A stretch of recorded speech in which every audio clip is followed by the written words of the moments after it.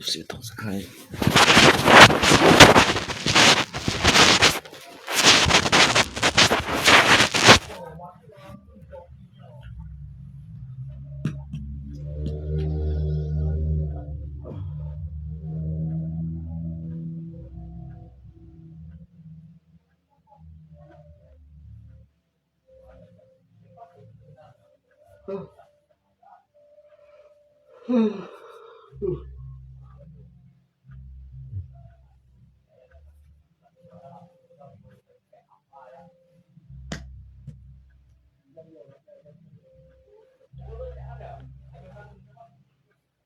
Ăn liều mơ. Thế nếu mà tôi ngay mình đã kiếm clip như thế nào? Tôi chỉ xin thông à? Nó phần trong một chiếc đã rồi. Thông ngay tôi dính thế mấy? Mình đã bị xin thông à? Nên chẳng nó ngày chúng ấy. Đừng có bao giờ nằm chìm mà. Nằm chìm hiện âm bia. Chú xin xếp vào.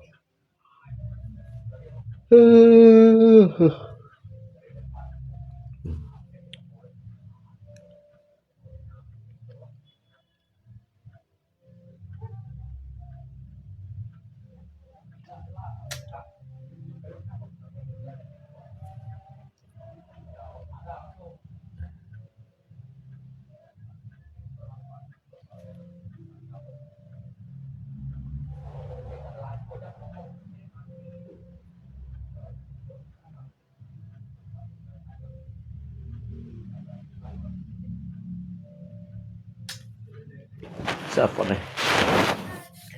Trong cái phần này một xíu à? Sao xin thông tôi xin thôi. Tiểu lát à? Xin thật ta lát đâu.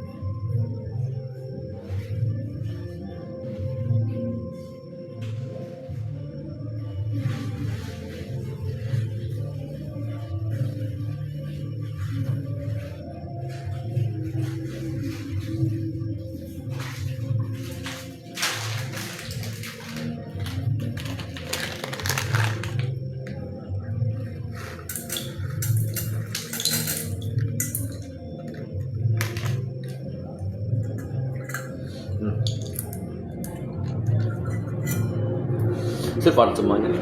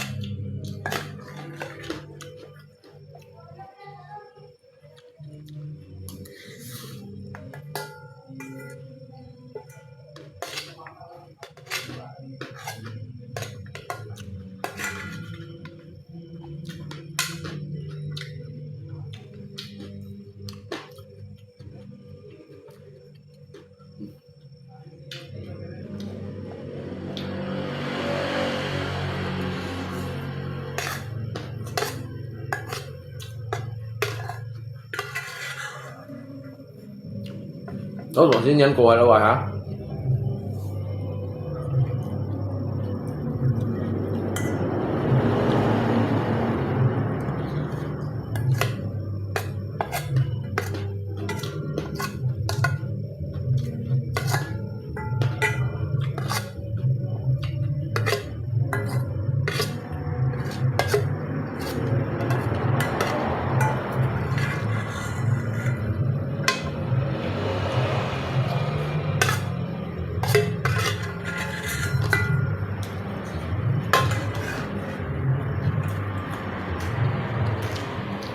Nó còn cái bột bò là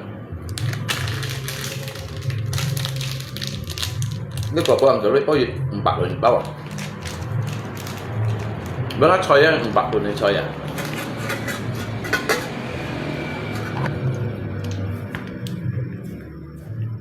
Ở tổ số xăm à? Số xăm cô nhân sebenarnya cô nhân mah saya kowe 30 am sih ya.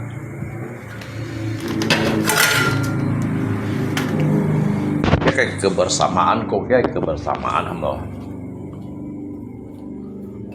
Kowe tak 30 am.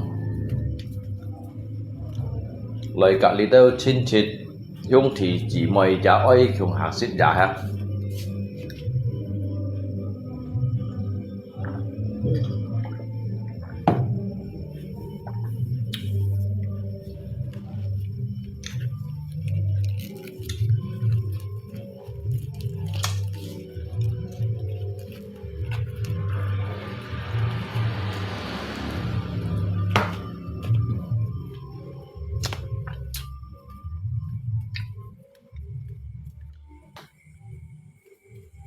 Chính là phổ khắc đấy.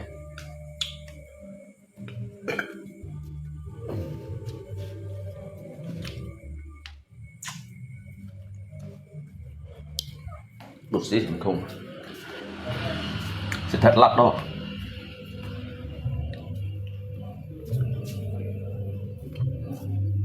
Phổ khắc nên bị cổ đấy.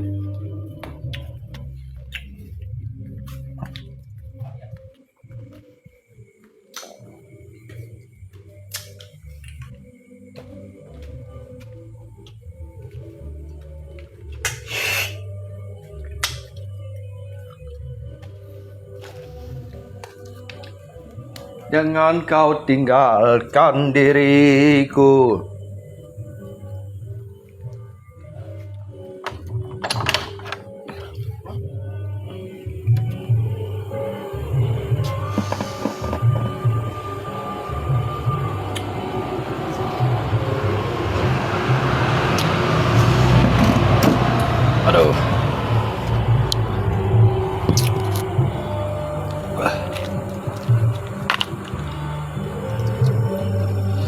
ê bể láng này lên thằng khôn liền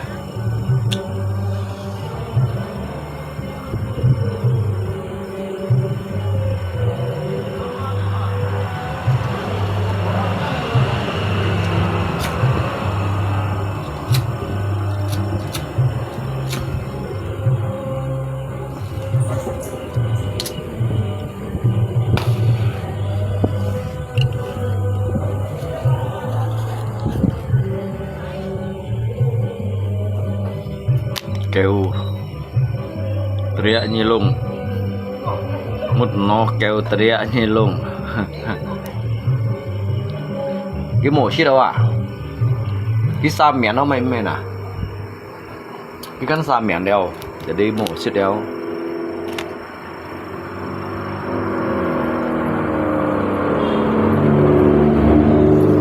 ăn lăng cái ly thằng lăng thong thật liền nhầm kia xong lại li đảng anh nhíp cái lọ li ăn tủ liệt à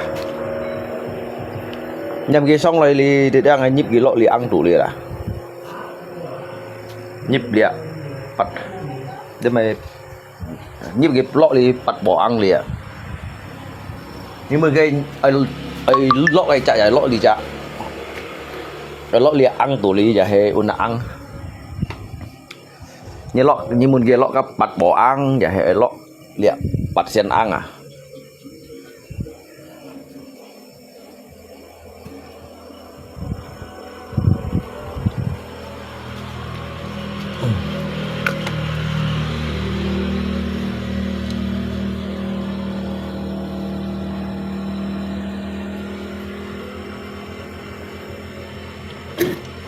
nhưng lại do ngày xong tặng rồi nè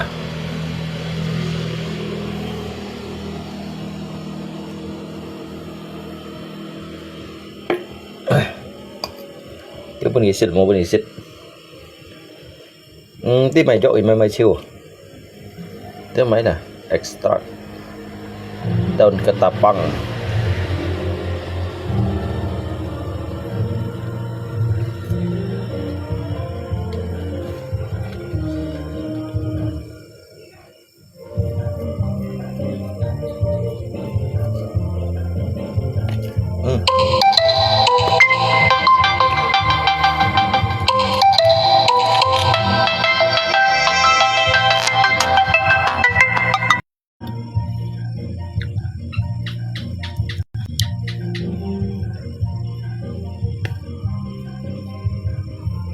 ngập ba khẩu điện loại à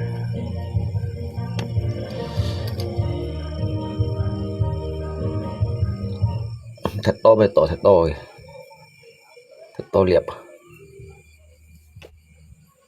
punki beras liao lung ko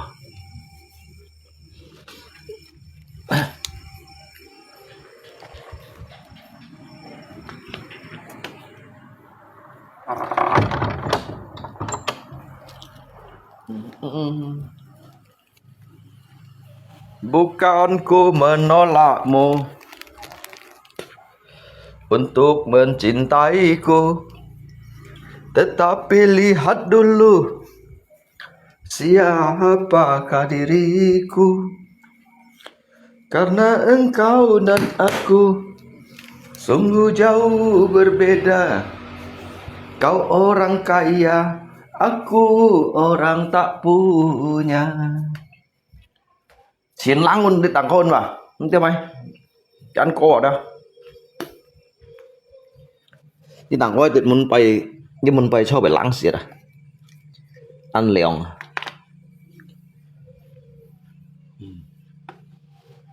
Là cô hay là cô ngà là cô chịu hình càng nhiêu cái hết to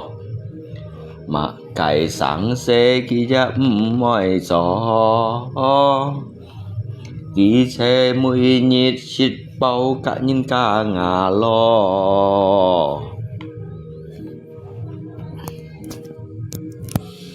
là cô chịu hết thay tiền chỉ cũ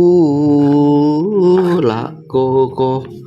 chịu hết môi dung cái nhìn ai ơi ăn hot xỉn hot ở chỗ mày xỉu nhân kiệu lay à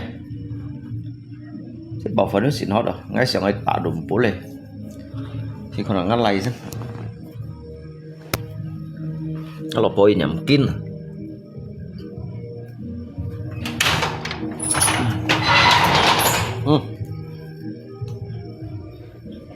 tiêu bản âm phổ mô khói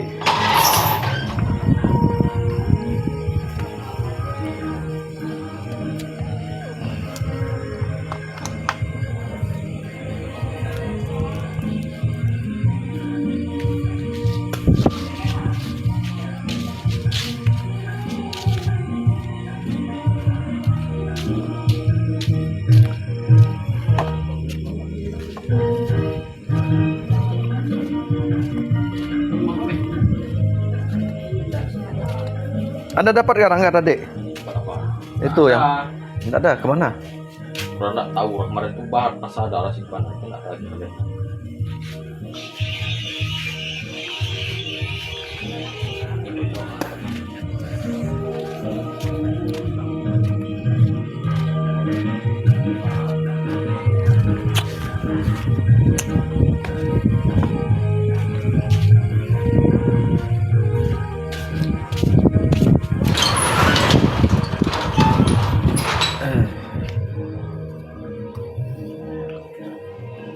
Hơi phổ, hơi liệu mày.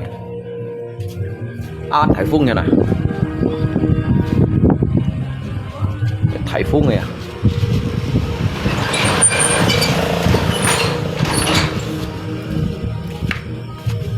Thập liệu ngay đi à.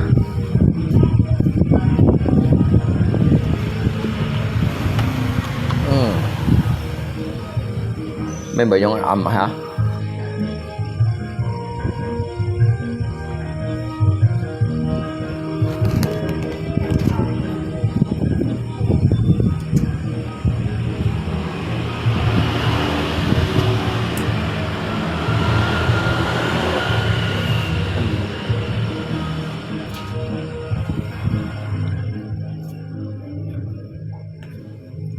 Aduh.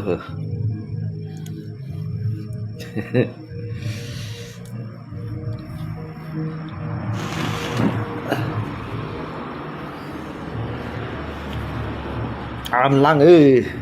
bạn Lăng gọi là Phung à?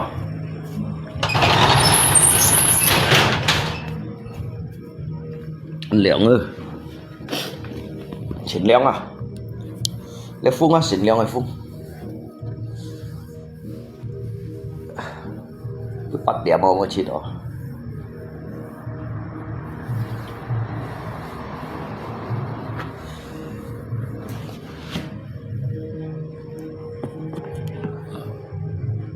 Ka tampala hanya ciangai ambil kiat ikan na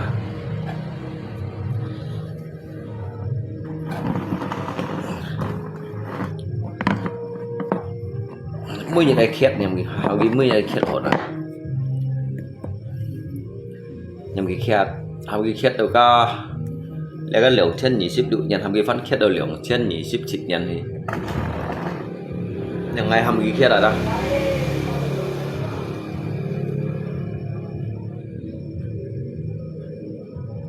mà sao thằng như tầm bả lạ leo đi hả cái mày du nhìn thằng gì hả cái khét tổ mày du ấy cái diu em cái mà sang tin như còn cái mồi nè luôn tầm bả lạ đại nhá cả mua kerja dong tanpa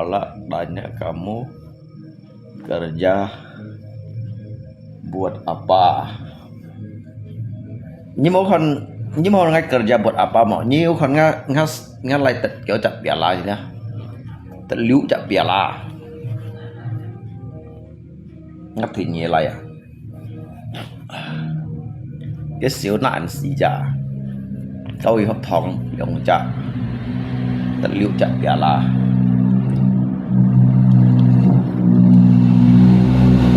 anh trời ơi phân bổ xì phổ là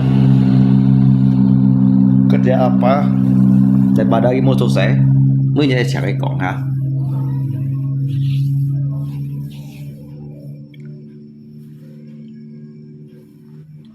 mới chẳng cái cổng à chẳng còn chiêu à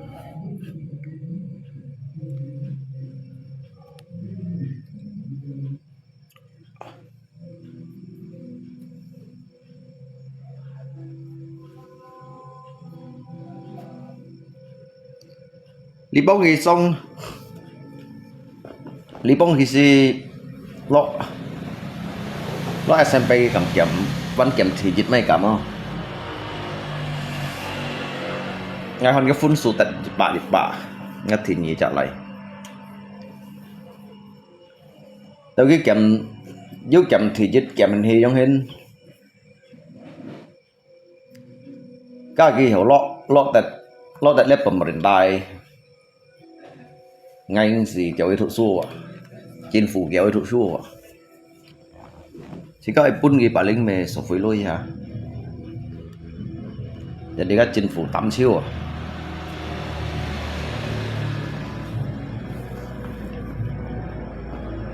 cứu khâu cái xong chỉ mọi gì cũng bị éo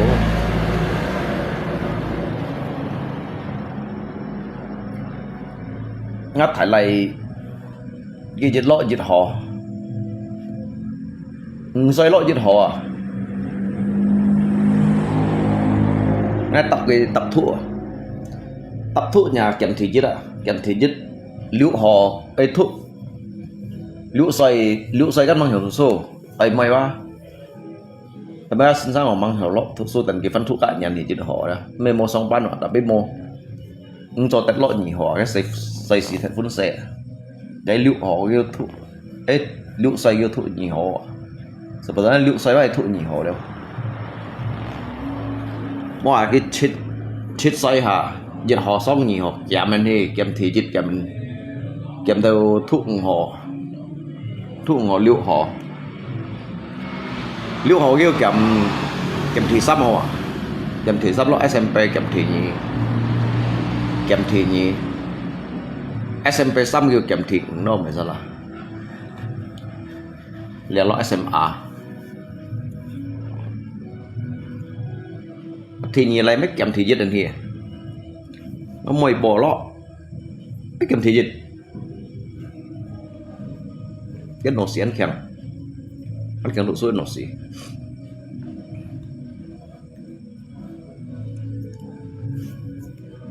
các sẽ hả nhỉ bảy sẽ kêu sẽ gai như nào nếu mình kêu sẽ gai gì kêu trôi như nào kêu biển chạy nhìn cái chỉ các con cồi trong cái đâu nhìn họ đó nhìn hang của họ cắt thiên mà bảy con cù rồi cắt thiên bảy con cù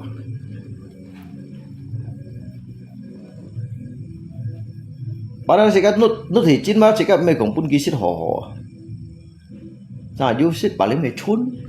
họ lăn su dấp cái chỗ các họ lăn su dấp chỉ nhắn siêu ẩm mấy con chồng kéo xa xít họ yêu gì xí yêu nutrisi mấy đồng xí xít áp bà đã nhai sang thua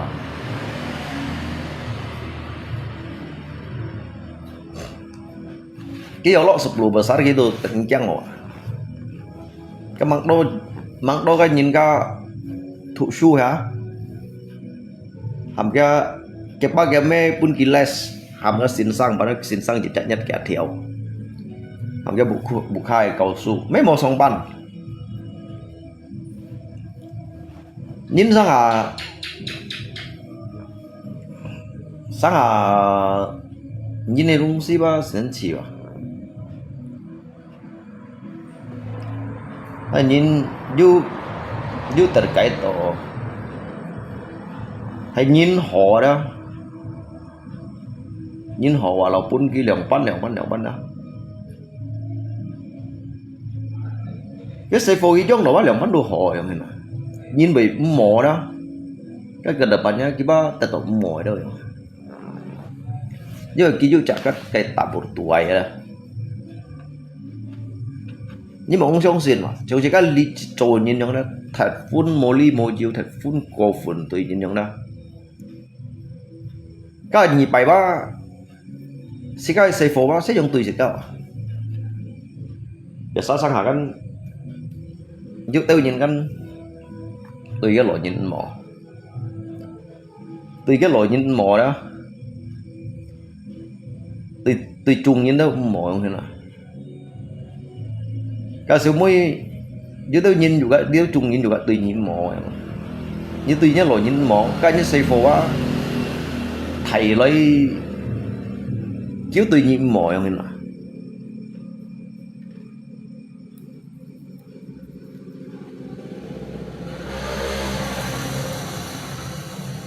kasi ka mo salahin mà kasi ka kung tutet salahin mà jadi si ka isong ikin mong bai si ka lang tùy nhìn là đâu jadi tụi mày kinh bui nhật si ka sẽ phổ giống tùy si ka giống đó sao chúng tôi nhìn bao cái mô sống cái si hay với cho chủ giống đó cái mô sống thì cái si hay với phải chủ giống đó cái sẽ đi li hà cái nó đọc cái sẽ có tùy cái mỏ là biết cái sự tùy những mỏ giống như nào cái sự trong xưởng như trong xưởng mỏ à lấy sự dụ chỉ chắc karma đồng xíu à chỉ chắc karma à giống như nào bồ gì đó chung như kan sit tanya jawai yang ada misalnya ni sit tanya jawai hanya bawa ni lại ăn phải tanya yang như nào chứ phân terjadi lagi kan yang sang se yang bentuknya lại tanya yang mana tahu ni sit tui đều nya me yang đó hanya bawa mungkin ba nya mày phải tui như đây rồi yang tinya lại tui nhiều yang kita bay chỉ khai bồ gì này nông xí wa du lịch trong ngày hầm bồ như chỗ khó như tật cổ như chỗ phải như tật cái phải hay như bay trong cái đó kiểu du luân lưu rồi trong cái đó du bọn cô cả hà đó bọn cô nhiều trong đây sẽ là một thiên做出的事情嘛按公平的 jangan sampai macam yang disako anaknya malu ketemu dia hewa cái không chịu cả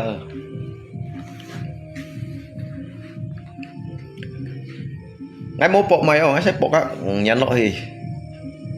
menjalani hidup ini dengan apa adanya atau kak nyane sekian dong dah sip chit sip bắt sip kêu nhị sip nhịp dịch nhịp nhị bà tê hay các nhân bà tê ngã lại gắn bịt nhập liều khi các lượng nhân kêu bịt nhập sma bịt nhập liều du bùn xì mày bùn cái thuốc củ lìa cái sĩ còn mấy thuốc củ lìa còn ai thuốc chiêu còn ai ấy ở chín mà để bệnh cả mà họ lại thì cái vô trong sản phẩm này các bệnh kel mê cho hỏi bún nhiều may đâu bà tạc hỏi ha cho hỏi tận kia khơi một việc điểm không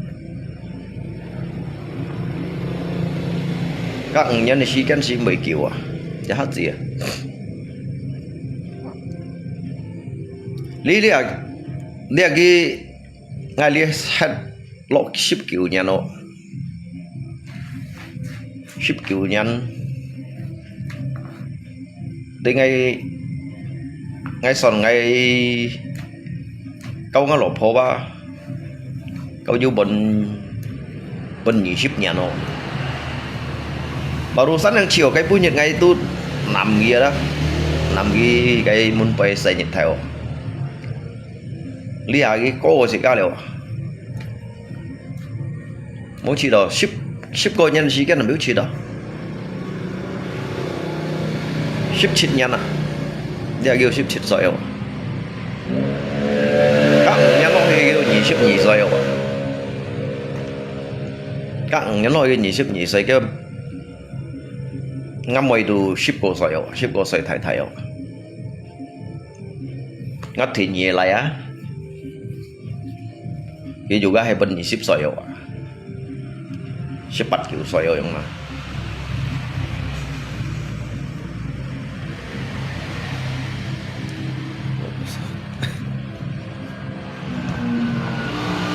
cái anh tôi Chén tôi kia cả cái mấy gọn bẻ sợi kia cả cái mấy gọn kéo sao mong mày sang à sang ngay bắp mong mày cả cái sang à bà lính mày trong hình trong cái để xây phố á chỗ tôi kêu tôi cả cái mấy gọn là cái mong mày vô cả trong cái bây giờ cái chỗ mày theo lu trong hình đó đó jadi saya kondi kuatnya naik sim jit kai ini ke tahun hewa hewa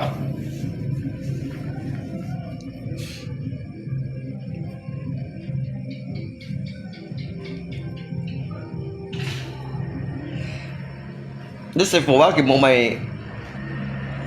mày mày không mới ở sư phụ ngay chỉ đồ rata trong hình ký dụ ôi mày đúng gì bác kịp một mày cầm cái bác còn chỉ cả cái mê chuột hạt ở trong đó cái chỗ cái mê quá karena kita cái mê pada ada ko lembut ở trong đó yang ban mới ở sư phụ đồ của khuyên cả cái mê thu liệu cái mỏ mê đồ một biển nọ ha tất cả các bác còn si cái mê mua hạt leo ở đâu cái mê còn cái mê mua hạt leo na hay cả cái bác còn cái bên saya tetap punya sevo cả cái mê còn cô hồ còn nhưng mà cô hồ sông liệm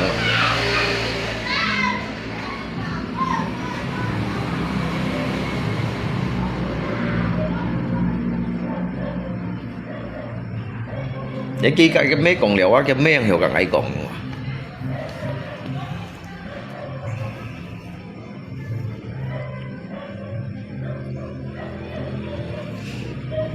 son ghi pun sih dari SMP mungkin thu sekitar thu si họ tao lý kiến punya dah kita kan sacim lui kiểu kita susu aja pun sih ya trong kéo saya sevo pun sih sering kena kamu PHP makanya mereka malas bicara nyalung mày không có lewat mày không có li kinh nhiệt cái tiba cái ngày còn jadi Jangan saya baik coy dulu kena pun keme. Jadi kita kong mai dong sih bah tentunya kita keme kong. Apalagi sangat jika kan cut muncul saya dah. Kita mau mai kat jika kong kalau kita jika ekonomi dah yang ini.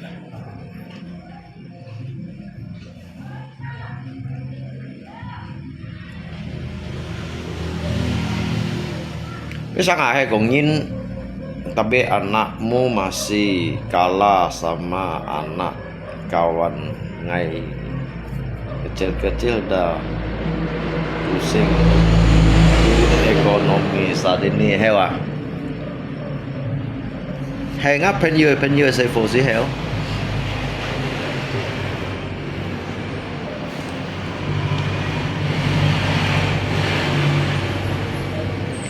ki ancin lin Kace harapan bang, harapan bangsa yang ada. Kace harapan bangsa untuk kedepannya tuh generasi penerus generasi penerus.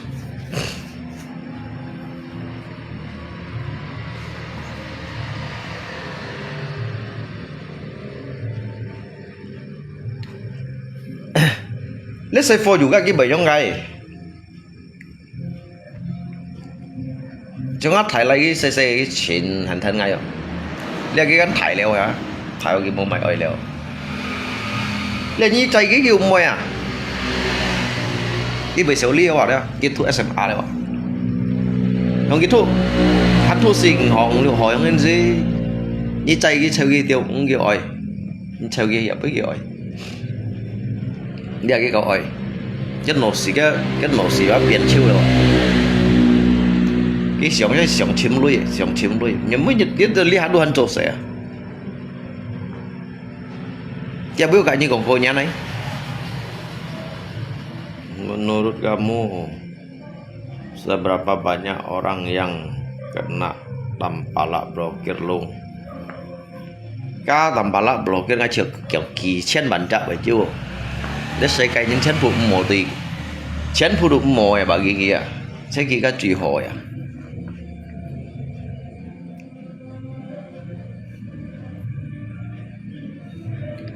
Chỉ khâu cái lượng xâm nhận lỗi thì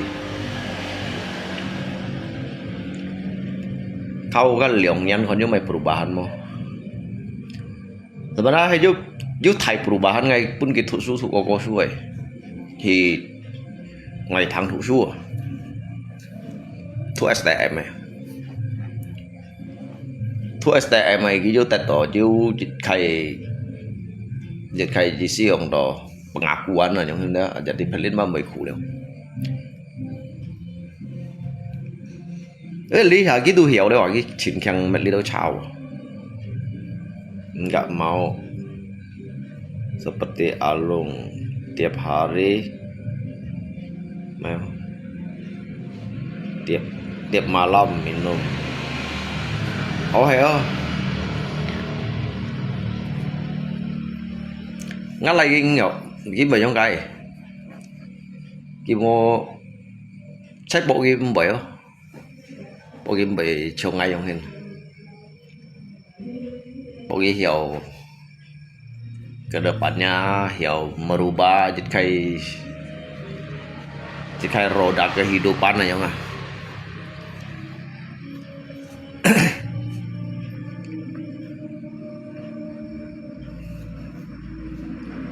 Oke, baik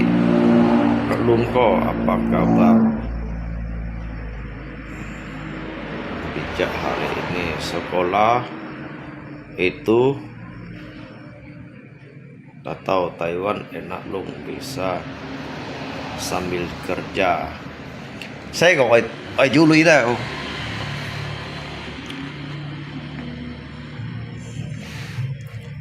Du lịch gì hả? Seifolia, memang mau pun gitu SMA. Hay menurut ngay đó. Suy mau kuliah pinjam. Tapi jangan lihat lagi ngay mbak pusing gitu. Jadi mbak kita hiểu chim kita lu ya. Kalaupun kita merantau yang dah hidup su yang dah. Kita hiểu chẳng cha li đâu à, yêu khai mau yêu khai bậc cả lâu đấy mbak nào. Cho mungkin kampung li kan chẳng mau mày du lui, mungkin hay còn thầy có ta thầy thì phong gì nhất chỉ trả nhất riêng cái xếp theo hả? Cái nhóm kêu của mình khổ. Cái chẳng trao cái ngân cái chẳng cho lại lui ngay chiều du mấy thông mổ phía tôi xếp gì theo à mấy đã hạp bè nó gì á. Chỉ đang kia chẳng trao cái ngay chờ du nếu ship thông rồi chứ có một phía đây chẳng cái chẳng hỏi đó liệu ship thông rồi chứ chứ sắp phải hơi chẳng cái phu kia chẳng họ to luôn vô lượng trả ly bay cái cha thuật siêu mệt siêu họ vô họ to thiếu lượng thiếu lắng nó mới sao là khi còn cái mê thằng yang enak yang kalau sekarang udah bisa menghasilkan hasil sendiri yang enak ya. Ini chín sáng ya, mới nhật sampai lượng bản đốn sampai dịch bản đốn rồi. Cái tốt cho hong cái chiến chun rồi, đây phần đi thủ xu. Cái thủ xu thì thua lượng tiềm năng chọn mà, sang là tiềm năng, sang là lượng tiềm. Sao tiềm năng giờ chọn cái yếu chỗ sẽ cho các âm kiểu tiềm ship tiềm. Muốn bài ngay sẽ dùng chỗ. Muốn bài lý hại nhiên còn ngay dùng lan xì đó. Muốn bài là ngay sẽ dùng chỗ. Sao chỗ vẫn ship dịch nhị tiềm, vẫn ship dịch nhị tiềm.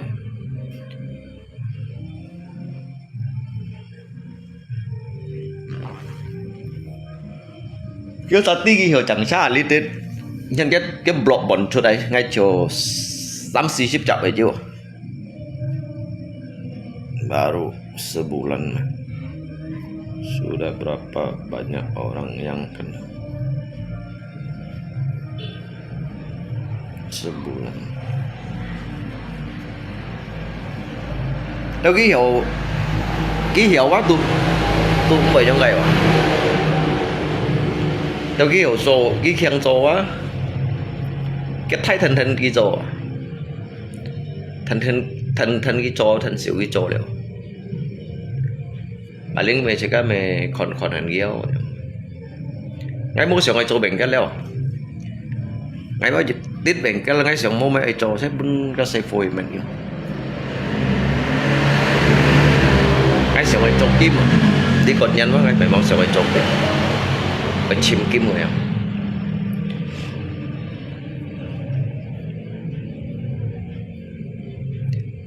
Kalau jika cito cái di ci modal ba ko kya em.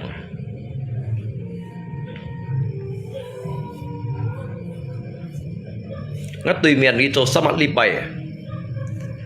li bay nhà chút sắm bảo lăng điều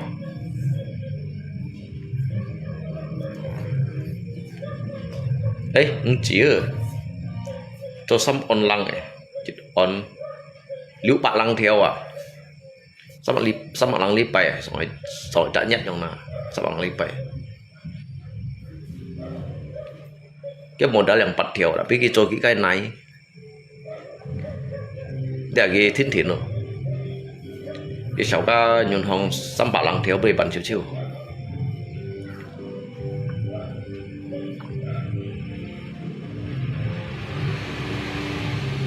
cái bây giờ thòng nhìn đi sẽ lời đi kim một ngày là mình chỗ kim chỗ Phật kêu này ăn Phật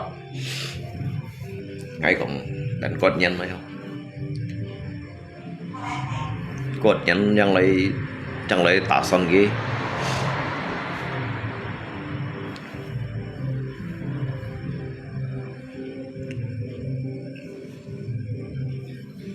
thấy như còn oi tua du lùi trong anh lý bài chỉ cho kim như một cậu sao lão chìm kim các cung trên cầm cùng bạc thiếu mấy cả mà các pun chuột để lui rồi đó pun chuột để lui các cung tiền này như cho bệnh các cậu cho tổ cùng bạc thiếu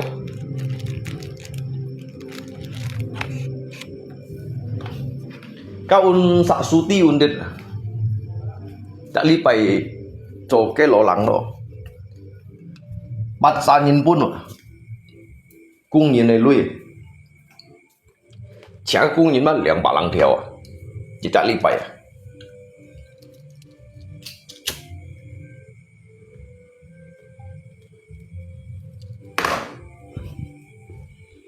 bà là ghi là kiếm liền theo bắn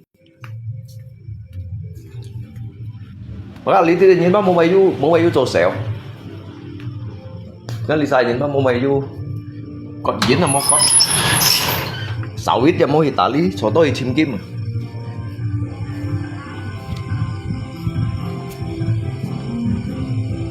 đó tôi mình đi cái này có bài cái này cũng khủ à cái dâu tàu suốt đi bà lăng theo đó sợ nhìn hỏng đi săn sợ nhìn lui là cái khoai cái lộc cả xí cũng xí trả nhất với bàn chiêu xong xí bạn theo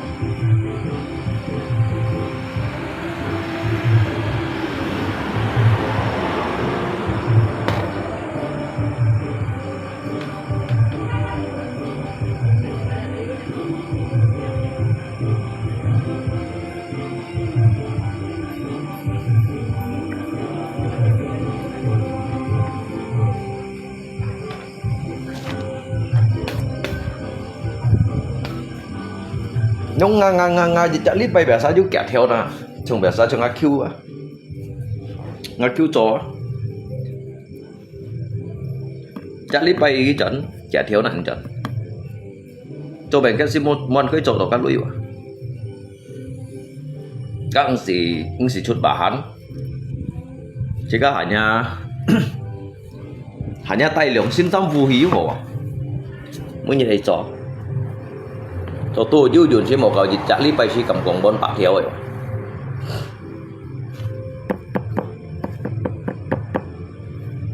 lý hả ba chơi du nhau ký phủi nhoi cái phủi ba sẽ có sẽ chìm lại của rằng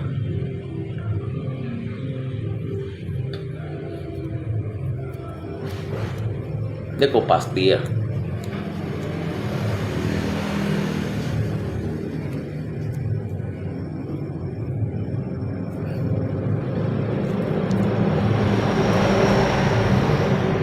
Chứ như còn hay còn như tua tiêu chuẩn nó như khách nhân về cái hắn sẽ cầm su gì mày cầm su gì to sao mà nhân mà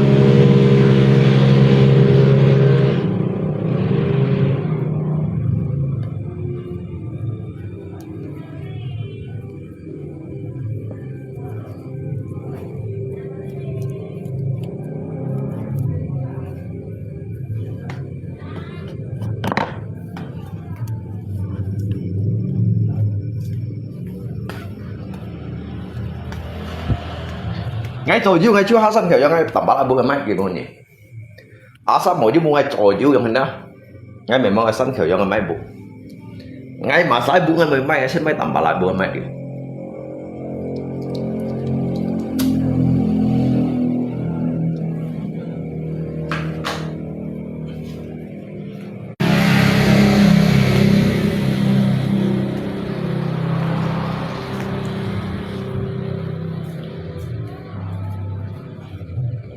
kondensi kayak banyak mau kondensi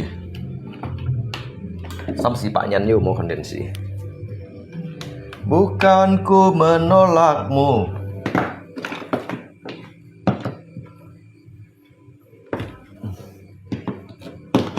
untuk mencintaiku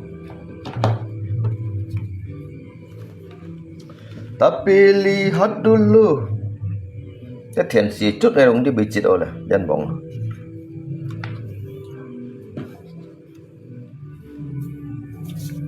còn là thiền sĩ ấy ăn kiểu món thiền sĩ lấy thiền sĩ cái giờ dịch nhám à tí khoai yêu lượng lên mà một thói là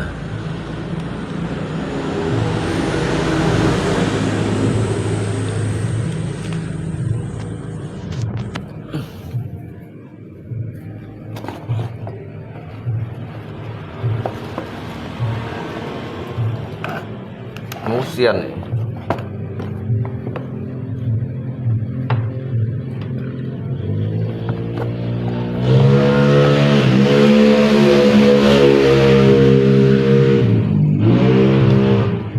musian ở con kiếm cái mấy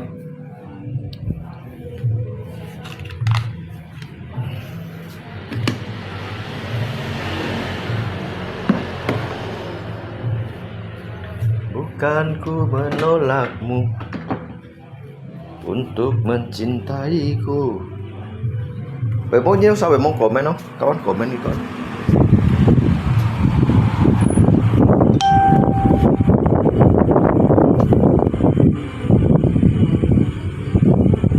Ăn liều ngư, phải liều xiết à? Viên đã phung à? Đấy.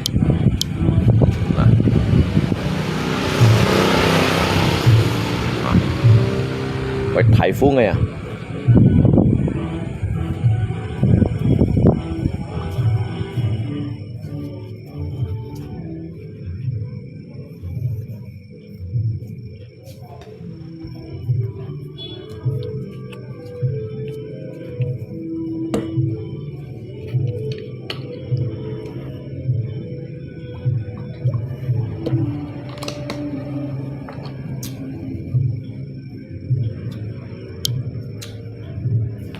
Sebenarnya jika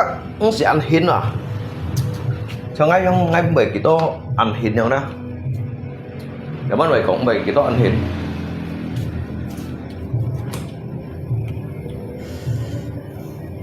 Jadi như chim đồ cái tập bát này thử lùi đó. Jadi như mỏ hanya cái tên elnya sigen untuk lay terpaku untuk jadi kaisang saya yang ini. Jadi elnya sigen terpaku untuk kaisang saya. Như tao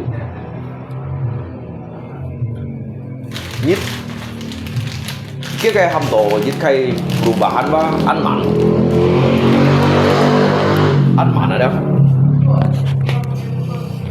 jadi ai kéo vậy trò được tập bắt ai thường đâu chẳng ấy đó tập bắt ấy chẳng ấy nhưng hiểu kia răng cắt vào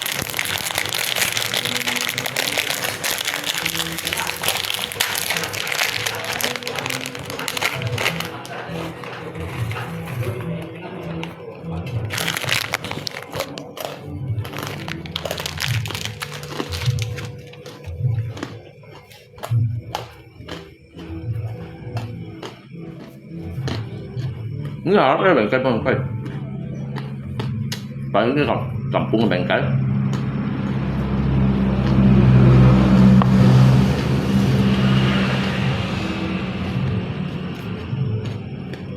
apalagi ini dùng jasa di sini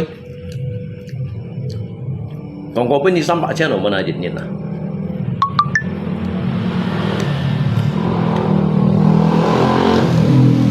mọi dịch nhật bên đi xăm bạc chen như chú đi cho họ sẽ nhíp lượng lì tờ chiếu anggap cái lượng bạn nè mày bao giờ nó hết tụng bạn tụng đâu tụng bây giờ anh lượng bạn chen tụ chút ấy tam bạn chen tụ chun đồ lượng bạn chen như tông chiều sẽ lại phòn các số đây sẽ là phòn sẽ copy số mấy cái xăm bạc chen đó thấy chun đồ bạc của chen đèn chuẩn jadi như vậy như thấy đồ bạc của chen được không untuk buka lidik như nào cho nó cái mấy mì mấy choi ta khơi muốn xây phô thủ su lui paling chun cái bản đồ đâu nhung makanya sangat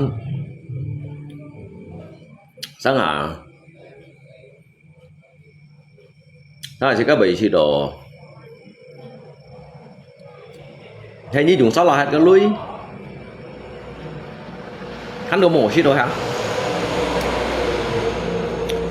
trong này ali dit rata-rata những cái trò sẽ kan dịch liệu bằng trên yang hình so với cái bảy mô mày cả những cái xịt cung dịch liệu bằng trên yang đó các bạn son chiêu đều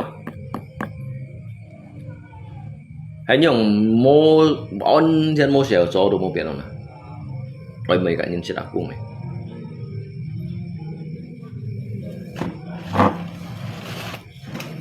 cả những xịt cung dịch liệu bằng trên xịt sáng xịt nhìn trong cái hồ所以ngay nhiều cả những cái trò cung trò kiểu đó em mày ngay đi rồi cung là đúng gì ba để con trò phẩmแต่ว่าไปท่อนอย่างนั้นsẽ ra ngay ship kiểu xoay đầu kiến đang anh xin cả những cái ship cung ngủ sẽ ngay hiểu cho set phốn nghe cho set phốn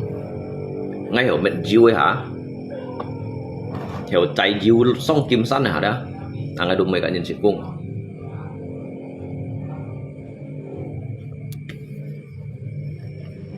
một mấy cả những cái ship cung trong lý hắn cũng mày luôn mấy con sầm bông boy xích nhật cung giống là gì hà riêng giống như đó giống hay còn bạc hồ chen đó giống đó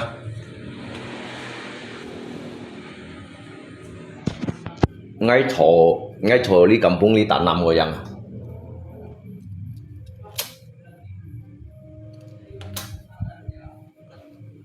người sao tao kan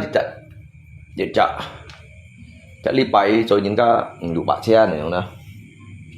chả đi bay á chứ tao nhìn cho những cái vụ bạc xe này tapi tao nhìn juga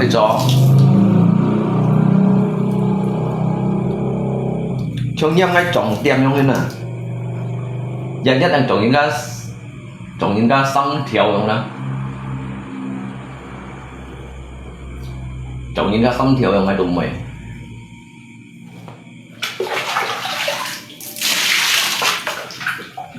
như tôi nhìn cái bún xì chọn bên ship nhận cả những cái trồng tiệm lại muốn cái trồng kiểu trồng ship nhận rồi ngay thằng cái trồng ship nhận nó chẳng ai hạt đỏ nhà mình ghi chỉ chặt nhất cái tao lấy cái cung tiền kiểu xăm theo xăm 3 juta 3 kiểu dari cái cung tiền lưu bắt chân trò thì rồi được xăm theo xăm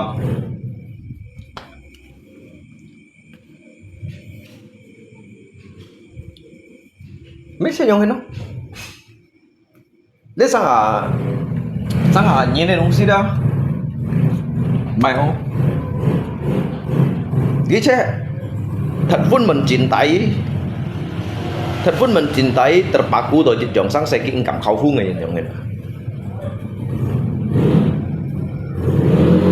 nếu các gitu kasih mau pensiun lui pak kawan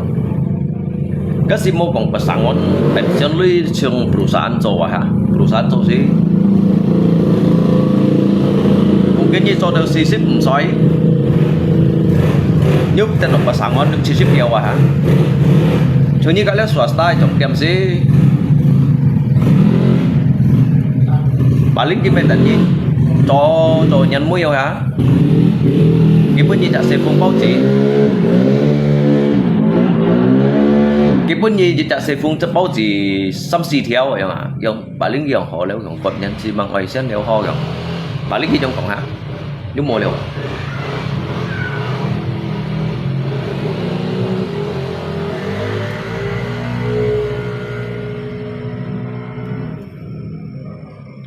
đó sao lại cội những là cái cội những nổ xì à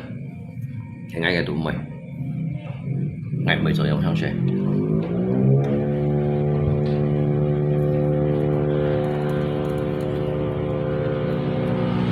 ngay nhiều giờ 영상 share juga thế nhưng họ đúng trong thùng này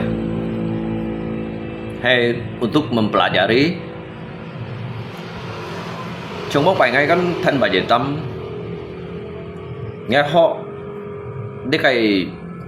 chun cái dịch cách kiểu cái lò vậy mà dịch cách kiểu cái lò chứ cái hạt ga kita lui máy chuột kita lui chọn kita lui vậy chẳng hạn cái đó mà họ ship cái dịch thuật chun như kita liệp vậy chẳng hạn còn cái ABC mà nó họ nhận sắp nhất ngay tí chiều một số sao nhận vài tí chiều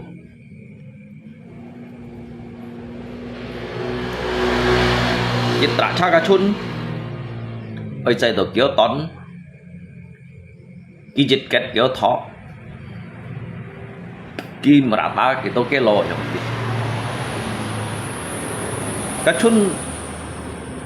cá chun paling biasa ship khung lăng số to ship khung lăng anh sợ yêu ship dịch cái lòi ship khung xăm ship khung xí ra ship khung chết cái trung tại này chun là cái mình thải chun cái mà mày vô nhìn ấy cáiอยู่กับmón sang anh tôi dùng thải lẹp chun đều cái sang là thải lẹp cái phí vào đã lại nó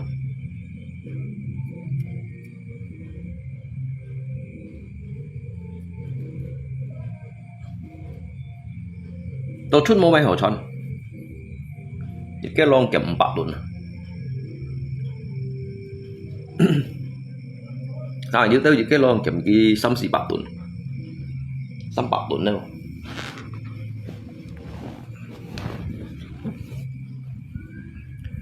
hay đồ chun hổ máy hay đồ chun hổ máy cái thu chứ bên gì kèm như kèm chít bạc tuần các chun gì phải bao nhiêu mà các chun mà phải bao nhiêu mà như biếng dụng như nói các chun gì phải ứng khéng ngô như tao xong tao ha cái bao này nãy mà đó cái bao ở đây đâu cù hết à để sao thọ chỗ đây cái bao ở đấy nãy mà đó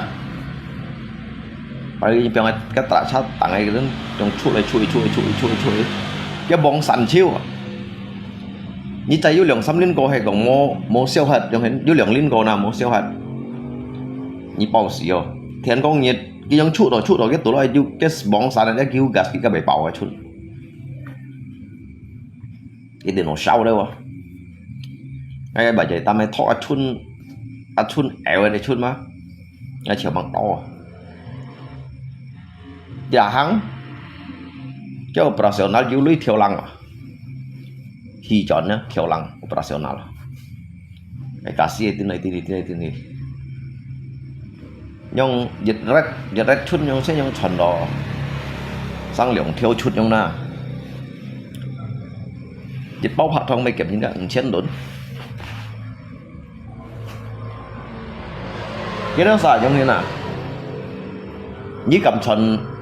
cầm chọn dịch cái lô dịch chiếm cái sao cầm chọn bắt bả như cầm chọn bắt cái phố sẽ cầm chít bả giống như này đó kiểu cổ phiền gì giống cái sống sợi tuần nữa cả chuyện tuần nó như chạy qua nhưng mà còn cái những cái sales trong cái bài tấm cái thầm tổ lôi những cái còn sales trong trâu chun này sales cả nhìn mày chun cái sebenarnya cả nhìn mày chun rồi nhung cái đó nhìn juga nhìn mày chun rồi nhung cái misalnya cái kiểm dịch cái lô bao cái kiểm cái bạc đốn rồi nhung thì ship cái lô cái chú bạc chân đốn hả chứ tôi nhìn cầm liêu bạc đốn mà như trong cái gì mà nhưng mà cái thải bồn nên cái liêu nhị o cái liêu nhị 병 nhị mô mày hẳn hàng nhá chuôn à cái chỗ sen hỉ à cái sen này cái bốn cái mà sai kiểu lưỡi ở các ngày bị cái ngay du cổ phiền nhị tịt na gì đó trong cái chen ở trong các ngay trong cái ở gì còn cái gì xí misalnya lihat kan các sen lưỡi đông xí lượng bạc tuần mới hạ xỉ nhân mà tăng lượng bạc tuần mới cái chụp cả phép nhân kiểm màu xây dựng所以我看見冇行冇行啊！個大餐節下來緊得3-4趟啊！個插齊嘅貨，你拍趟你撳千幾撳就撳3,000噸咩咁？個佢咩買佢撩你哦啊！你四半嚟你應曉咗，把來佢你冇間你 credit đấy，你個死咯！你冇間你 credit 嚟啦，從幾做。cái chỗ theo lối cái gì cái cảm mấy 3-4 thong cảnh ta đây nhìn nút kêu và đi kia phải cái đây thì vong rồi lấy xây chẳng cao chỉ cái liêu cái xe chiếu cái gì phi dân 병 dịch两百條sát hổ môn à hả mấy con sắt na cái ăn gấp trong hiện na mỗi chọn lui trong na tao sắt là sang dịch 200 條tao cái dịch 200 條cái sắt đó nhiều sắp quy siêu sẹo đâu nhiều sắp hiện ra đâu mấy con xin gì hiện ra đâu cái tao lui như này cái sập tận chẳng cái economy cái cậu là economy cho cậu mà nhất thì theo dịch bao misalnya nhất thì theo dịch bao bằng trên này còn cái gì bác sĩ cũng trên mà bác sĩ cũng trên gì chẳng cũng trên rồi nè như ship bao chẳng bạn rất cho sinh lý nhưng tất cả các bác sĩ cũng trên những kiểu mà nhảy nhất thì theo lượng 3 con chạy thì một hàng bao nhiêu chạy dịch lượng lít New Zealand hết rồi đó nhớ tuần cá gì sementara nhớ dulu gì như cá mai mà nhớ tuần cái cá như khâu yang cái gì bún chén Thái mà cái cầm lượng 300 條sát đấy các cái giả cho theo lúa aja cái giả cho theo lúa aja nhưng cho gì khai theo lúa aja 3-4 em mà cái yang nói 3-4 em lui à cái thứ này cái số cháy giúp kiểu chặt chẳng cao á cái số trái giúp kita chạy nhìn này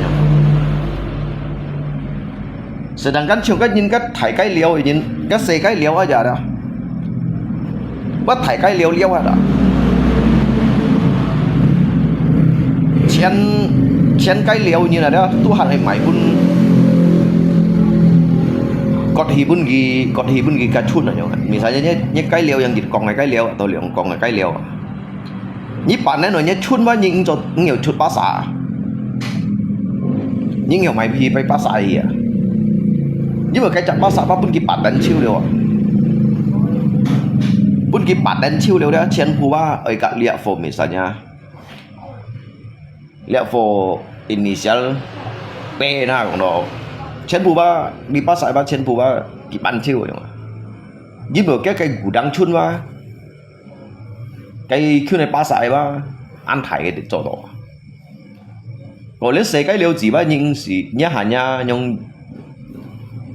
siêu chuột này hanya ton pan lượng ton này cái liều siêu chuột này nhưng thọ chuột này chuột này đó như xí dịch động con này hanya ton pan lượng ton này yang nó như siêu đó á như bác hiểu này chỉ đâu như bà liên lạc xuống con đúng gì vậy khi bác cho cái agent tung ra đâu vậy cái cho cái agent tung ra là cho như xe cái liều chỉ quá như bác hiểu à mang hiểu thì khâu hiểu nhưng mà lấy xe cái liều chỉ đó cái tôi mang hiểu chế tạo cái pellet cho thải cái liều gì chế tạo tan sạch chế tạo cái pellet có liều kỹ tân sa hiểu mệt cái trong cái mèo hiểu tân sa hiểu untuk lay memperkembangbiakan lihat cái chỉ đó cái thiền bù cái dùng thiền nó ngay còn nó thải cái liều cái phun cái bùn xì cái tít cái du chặt cái hầm một cái dùng cái cây kêu mấy cái cây bạch dàn tan à cái cây củ đó à cái tít quá cái hiệu untuk lay mấy cái cây gì à chứ xây cái liều anh kia cái này cả nhìn mấy cái gì nhà dịch cùng cái liều cùng cái liều như cái tít pas sai mấy cái liều đồ ăn quỷ ấy mày quá như chun mà nhìn mày đó quá ấy bún kia mày bún để thải cái liều ăn nhớ ký hiệu chế tạo pellet này quá bà cái pellet cô khéng bị các pas sai à cái vitamin cái nutrisi hạt mày đúng xí ba lọ chiêu ba bị cái tiêm mày ba chú cô khéng trong hình nè thôi như lên thải cái liều cái bể yêu may hong may giả gúng may li tao thay đâu cái trộn pellet jadi nhé xây công cái liều đó như ba harus ấy mày bún ghế trong cái như mày bún phật giá mày bún này tiệm mày hế mày cho mày tập đi nhai cả chân mà thật tay ở trong đó cái nhiều cái như kiểu có bậc vớt tiệm mày nhấn những người kia ba cả phật giá bát tầng điều tiếp phật giá ba trả chiêu liều trả chiêu cái chén bát giá bê trả chiêu jadi ấy mày nhớ xây còn cái liều ở nhà rồi mày bún ghế coi như anh nhông cho ba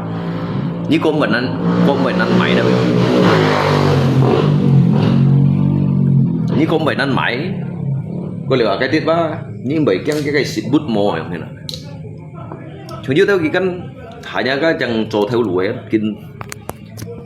cái hanya tiền hadapi cái pakan aja kita khas ya cái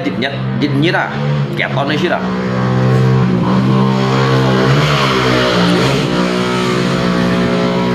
dịch nhất là cái gì là kẹp con à cái chẳng cái pakan à như cái dịch mấy cái untuk sangchun cái liều kan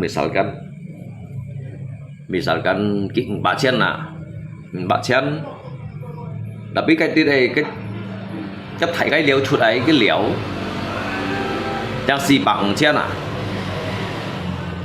chen chẳng bạn tuần như cả ly liều ton cái như chỗ bị điện à chính chốt thổi thải cái liều may na hả daripada cái pasang kiloi ấy bị tít kiloi ấy jadi lah cái pakan untuk jika cái xịt như tiệm máy cả cái liều máy unsai cái liều ba kí trâu rồi ba mà là cái ba sang chuột ấy chun cũng khiêng này không nào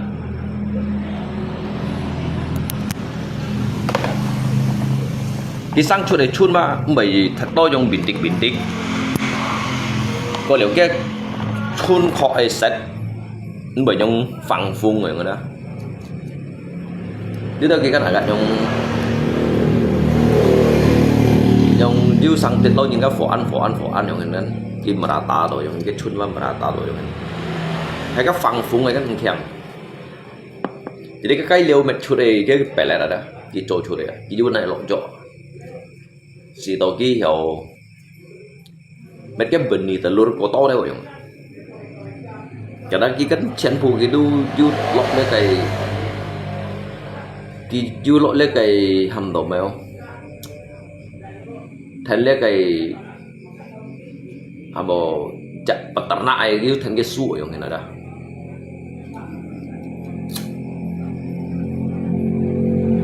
này tả chim đâu ạ cho như biasa nhìn trong cái sử dụng sự đủ hiểu à như cái cây đấy trên bữa nay tả chim cái bầy nông cụt thì cái này tả chim mê người ta cái chàng đi ai còn người ta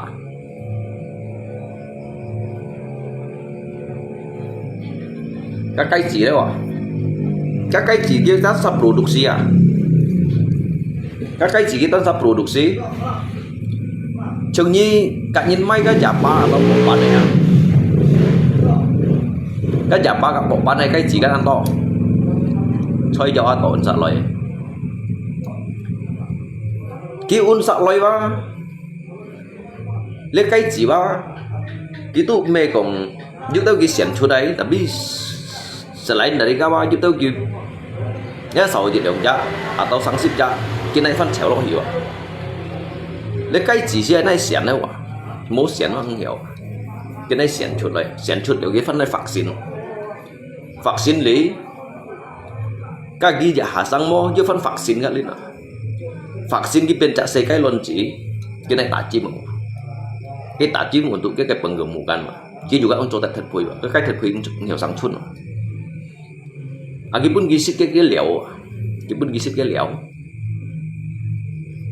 gisit đều cái liều, untuk cái pembenihan telur ada, thường cái chun thỏi to chun à,所以chỉ chặt cây ba cái chùy máu cái sang chuột để chun mà, chỉ chặt cây, chùy máu đó, ở dưới dịch nhàn đó, ở sang chuột dưới liang bạc kiểu liệp này cái normal ya, normal kayak. Jadi gitu sekejaran lah. Kisang, kiju cái perangsang yang cái perangsang đó, licak kan chut léo, cái tủ lọ từ đây kan han chak, cái dòng nhổ số lên đi, truy máu vào sang chut léo bạc kiểu liệp cái chut. Chúng nhá, dòng hen, mấy cái chặt phun cây dòng hen, những thế. Nhưng cái lượng ban này trong à, cho tôi ăn tôi nhìn trong cây liều, cho cây liều cái hải nhà cho tôi khỏi rồi, như vậy cái mèo, cái perawatan, cái makanan, bahkan cái xí aja kita harus ngăn kiu, các cây ô chuột xí đó harus ngăn kiu, cái bài thật trâu, bài thật xếp chạy thật men chính cho tại đâu à kia cả cái suối các kiểu phân lộn chỗ cái suối và kêu dịch tèn ký các cái này lộn cái to các cái cây léo như chả pun cái dịch nhiệt pastikan acid gitu akan đồ hầm tổ tiêu thành cái cây xua đó thường lý tới những cái trầu pun cái nửa cái cây xịt thật to bao nhiêu cái thành nhau, mong đi kinh đi bao phải chẳng phải nhau,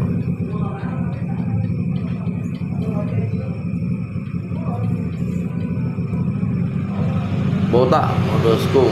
này à, ô bài cái house kiểu dòng này sẽ học cao, bọn tôi mang hiểu sóng chun, cái chun mang cả má sỏ, để tôi làm sóng lọ cái củ đắng. Anh muốn chiêu à? Muốn chiêu đi chỗ dùng máy chỗ ở dùng máy tạt chim mà jadi dia apa ni jong le dungsi ba kakak dinas peternakan kerjasama yang mana si Tony yang healthy cái perawatan yang soalnya kakak ba ni tạt chim gitu ba kiko kayak sang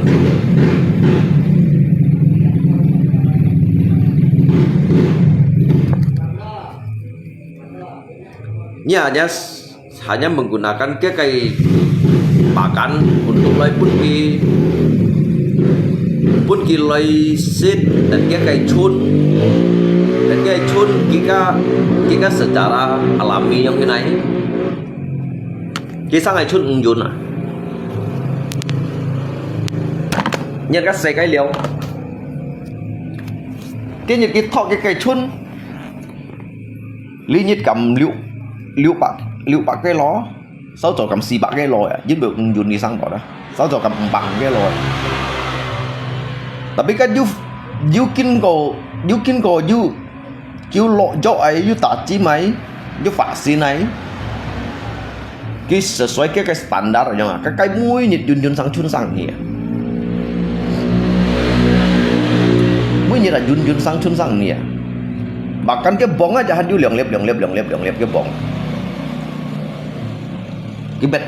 ho đó mà đâu kèm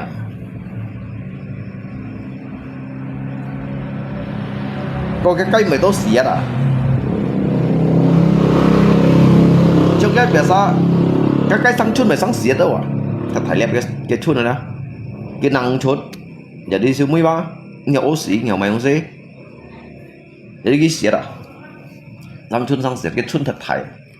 jadi cái gì đó số gì cái cái thụ leo suối nhìn đó cả lên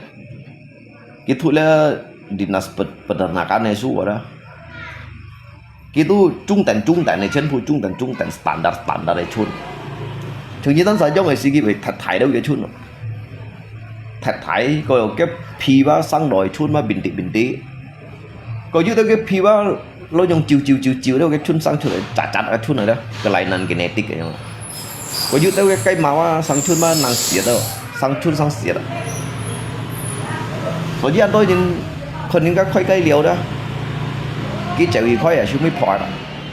cái mấy chuyện đôi bà nhìn ta này thì khói cái liều khói phò đó dưới tới gặp bội cái đó sao có ghi trong cái chỉ đâu đi được mày sao nó sửa不太好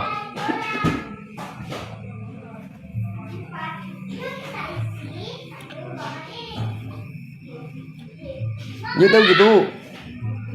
công ty hanya di modal di sinco saya yang biasa pokok tao gì trong phạt đây trong này ngay cắn xịt trong phạt đây cái mấy cái thiền xì cho ngay cạnh như cho sao tu ba di TV đồ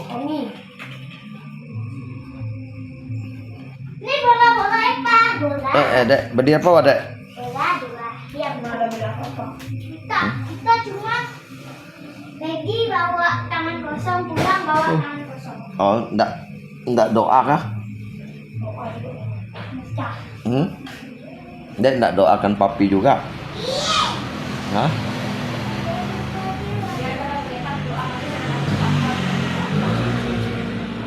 Hujan nggak ada di pasar? Hah? Enggak kan? Hemai. Kita bilang mereka malaikat berdoa manusia yang memang dasarnya nak berubah, doakan bisa berubah. Oh, Hena. Apalagi manusia. Manusia kan dari hatinya sendiri, mau jadi apa. Chọn là Hena.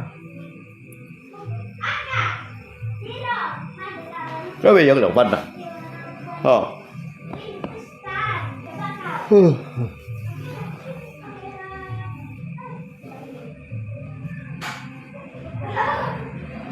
Chắc là trong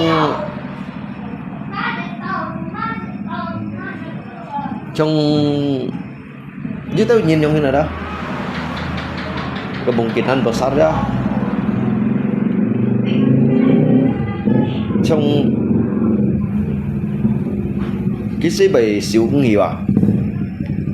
cái bầy xíu cũng nghỉ chính vì đó như tí chính mà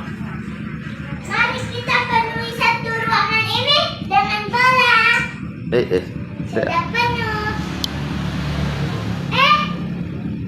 Kamu kabur. Itu baru beli kah bukan? Nyolong? Ya. Masa mencuri meh? Di pasar malam.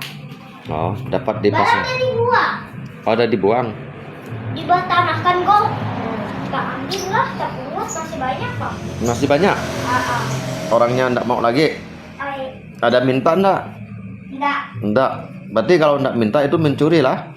Enggak. Oh, enggak.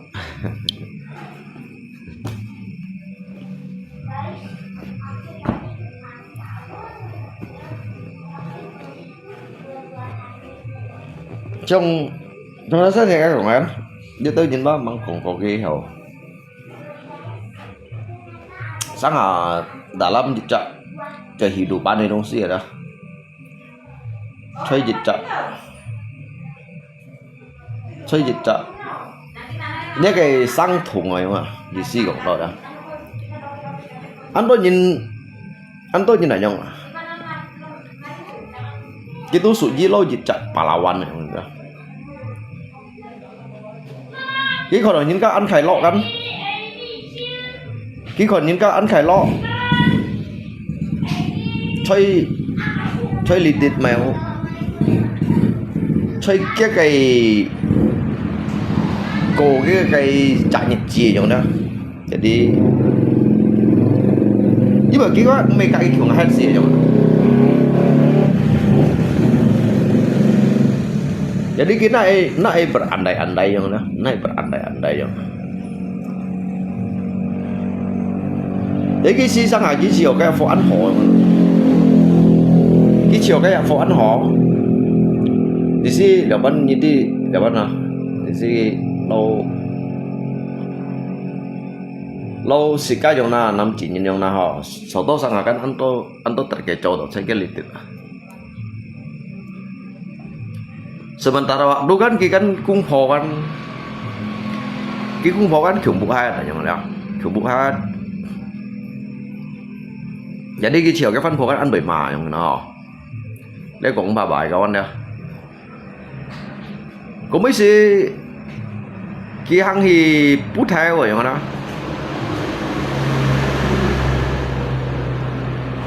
cái bút theo gì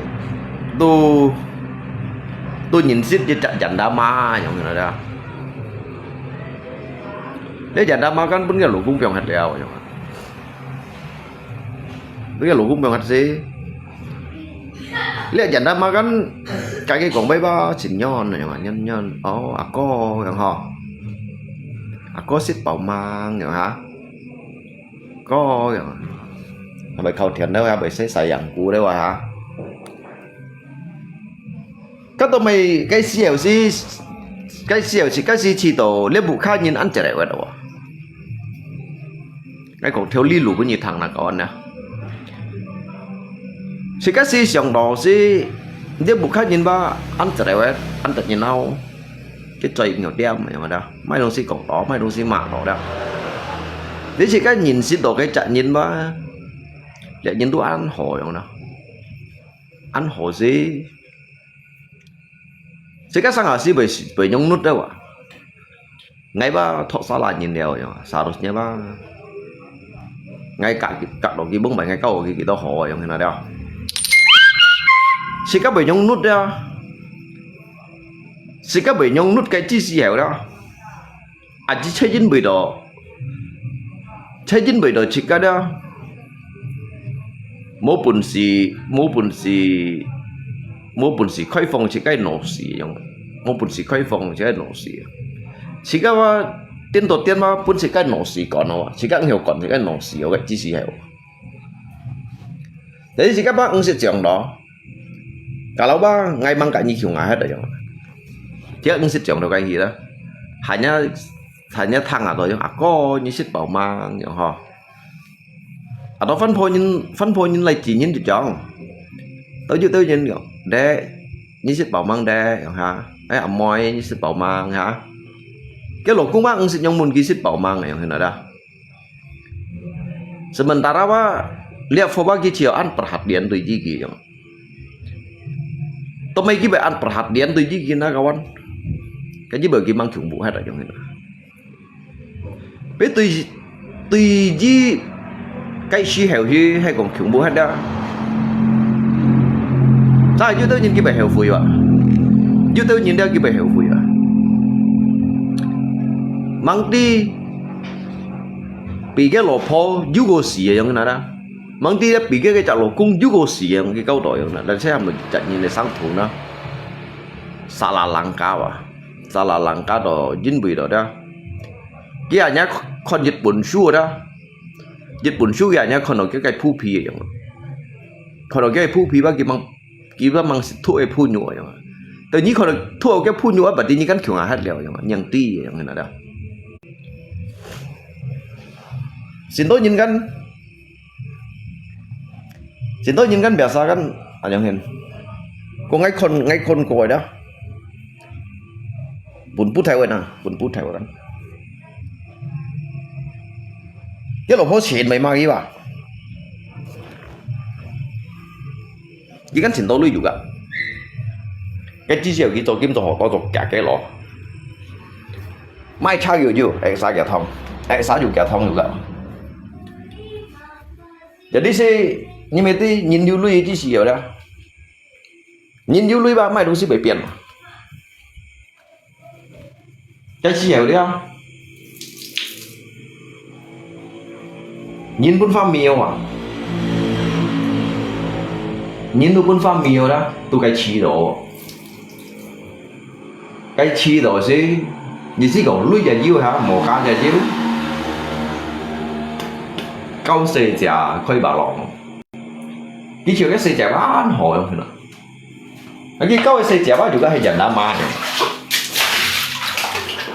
cái câu xe giả juga hay dành đam ma đồ xăm xì giả xe phổi nếu khuôn tiền nếu cậu trả đâu khuôn tiền cậu trả cái đồ mai thong hòn đã giật nghỉ trọ chạy khoai tiền muốn ghế nhà lấy nhà thì sẽ nhìn các còn nhìn này đúng si căn bảy lọ nạn bảy lọ hẻo cho một cần là sẽ méo ngay mê xỉn gung như nó lihat ngay mình jelaskan tentang arti kehidupan menjelaskan tentang nhìn sân này chơi liệt sẽ cái sống đi theo lũ xiên à đó đi theo lũ xiên à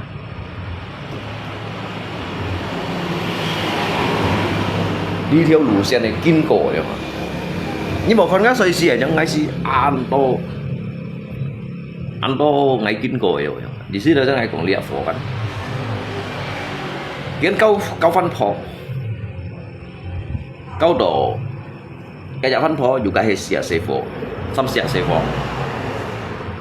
jadi cái sefo cái mấy này trong kita do kalui ya chứ mấy cái sefo á thu su thua liền tăng cố gắng môn này trong tôi lấy trong như này sefo đều jadi li cak janda kan pun cái lỗ cũng sangat từ pun cái lỗ cũng sang ở đây trong gì xí ở đó các cái kim các cái sọn đó chỉ các mấy này nhâm mấy này siêu liu lại mấy này nhâm lại mấy này piang lọ cái thô cả đuổi sọn cái brankas tuổi đó à lấy nhâm liếc cái nhâm liếc cái lù heo sa cụ gì đó lù heo sa cụ gì lấy bỏ đều lâu các kim nhung bắt đầu các mấy kim nhung này đó để nhân trong nhất kiểu nằm ở lui đúng gì à cái mày bóng kim tây tung á chả bảy dùng một siêu à hay còn lộ xịt mó chuột xịt kín chuột đèn hiền hả giúp phân cao cả chảo đủ thay khuôn tiền để đi xe chả được cái cao tuổi được dưới tận mỏ cá cái chảo thì khơi điểm gì các sự mình đã cái chảo dần ra mà khơi điểm này đó chỉ tại đây lui juga mày sáu cái gì cao tuổi cái gì cái mấy bụi đều nhí ngang ở cung mà nhung hiền mà ngay cao tuổi nhớ ngay tí nhi hiểu bị ngã say phổi không nào hay còn nhí mày cũng hiểu bị ngã say phổi nhưng mà tôi lui bằng mày cao nhỉ không cái gì xí không này đó cho cái mô cao kia cái say phổi cắt nhiều thủ số hay trong còn món nào hả tao mày ăn tốt nhìn xẻo xanh cái mày cao tao mày kia ấy câu lý chặt liệt khe tổng hạt này lọt bả không đấy khe tổng hạt lọt bả jadi cái câu cái mày nè kia câu cái mổ cá mona kia câu cái mổ cá mona kia câu cái lui mona kia câu cái bụ mona giống như nào cái bác câu cái mổ cá cái tí giống mà cái câu cái lui bác cái tí cái câu cái bụ cái đi nhở toàn sử cái căn máy này cái chỗ bụ cái chỗ chuyển này cái nào để đi cái chỗ chuẩn cái miệng chỗ chuẩn để phân phối như này miệng á cái xây phố cái này thủ su cái mẹ sementara như cái nhiều lui cái xây nhị à có chẳng hả ngay bên đi ngay chủ lượng bao miệng bên nhị ngay chỉ nhị xít hậu môn à hả cái ngay tí ngay chỉ nhị xít bao ngay dưới địa điểm bạn theo ở tại đó ngay tôi mày bảy nhông cái là ngay bên nhị sợi hảo môn à ngay bên nhị sợi hà sau đó ngay khỏi gì halo nha có ngay xong ấy giống ngay xây phố sau đó cái hì dội chảo cái củ liao hả họ hả à chứ mấy tao chiêu đó mấy lúc xí mồ đó cái xí nào xí cái còn cái mối dụng nữa cái còn cái mối dụng ấy mày đó với mình cái buồn chén để chiêu liao cái xây phố juga untuk pun gitu aku kuliah sarjana juga he ai khảo mai thầy trung học ai khảo mai doctor professor ai lo mai thầy mahkamah konstitusi itu cocok hakim cocok pengacara juga hoji liao hả ngay tôi mày xí giờ như lọ bằng ngay tem mày ngay liệt nhiều lưu mồ liao như mồ bún ngày hàng ngày trong nhìn nhận kháng hả à sẽ dùng cái nọ xí kí ba lúc đó như lưu như hiểu trong như hiểu bị cái ghen ơi như giống như nào thôi tôi những cái từ cái cho tôi cái lý tính hay bố nào để nhớ lưu chiêu liao hay như mày chỉ bay như lọ bà kia câu cái mày nè thì cho câu cái lưu lọ chứ mấy anh kia vẫn chọn cái thải lọ thôi cái trận cái thải lọ phôi à cái thải lọ phôi juga cái thải lọ phôi juga chẹp xỉu ghế tapi mai đồng si mô leo chiêu leo hiểu không nào chiêu leo mày che cái tiết tông tông to khi thông mổ vít bốc bài gì si bà tu bu mục keng chăn mổ tay hẹn mà chăn mổ tay hẹn si bà tu bu mục keng xỉu béo còn đồ cái bà theo đâu tay hẹn mà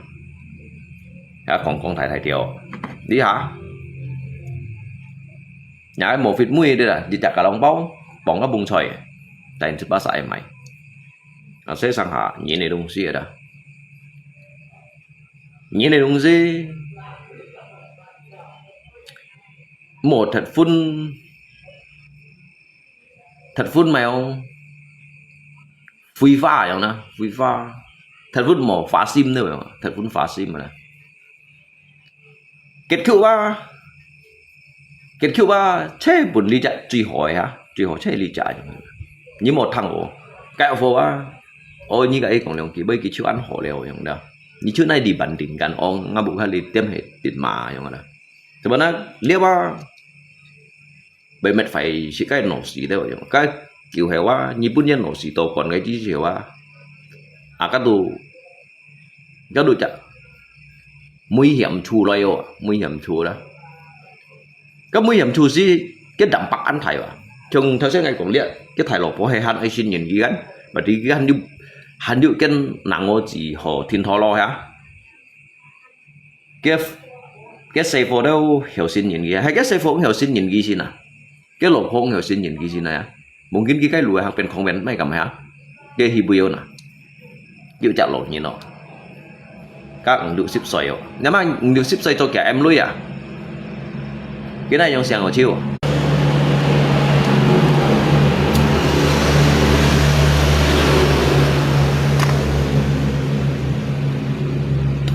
rồi đi nhìn nào đó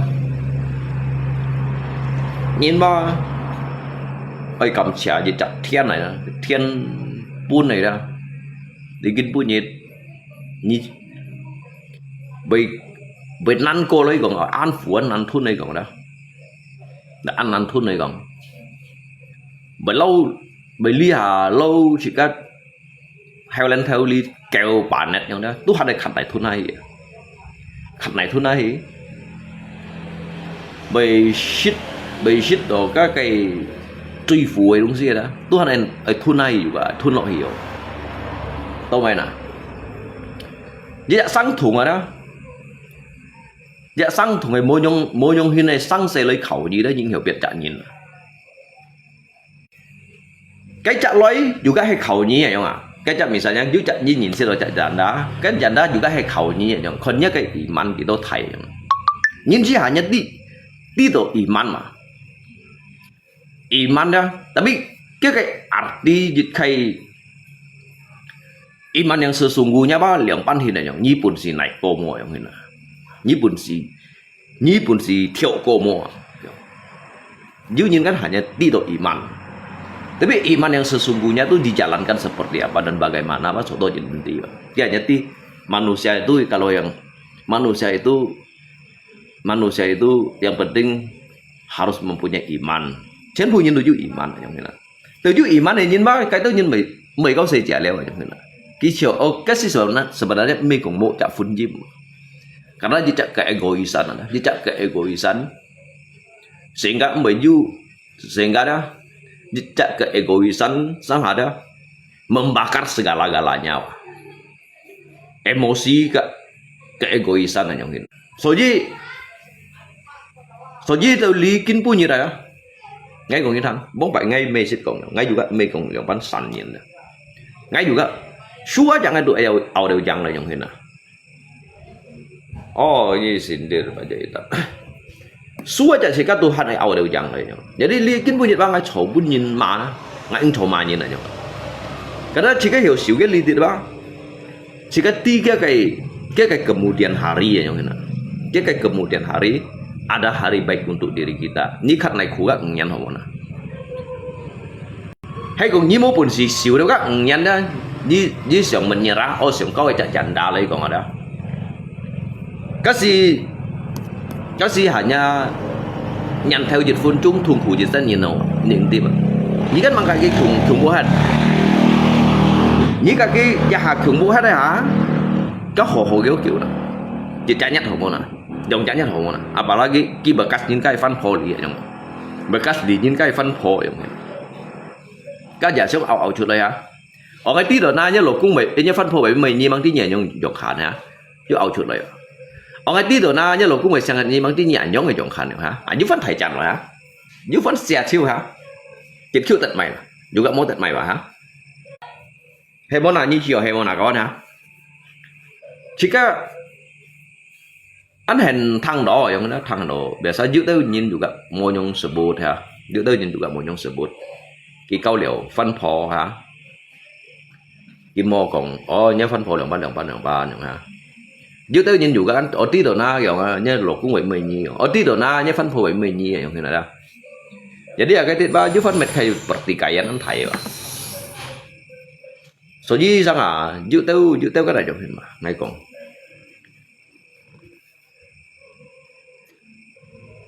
các kim như vậy mới nói pion thì nói sòng đó các kim các sọn đâu xin đó các sọn cái này xiang các kim các sọn cái này xiang cái chơi lúa hang cái chim cái lúa đi đây batu kerikil tiêu chạy đó cái này thấy lộ cụ thể rồi chứ mấy ba cái kemudian hari ba cho to ba thung khổ cái kemudian hari à như đó nhìn cái này hình cái dân thung khổ heo cổ riêng khai lọ vậy mà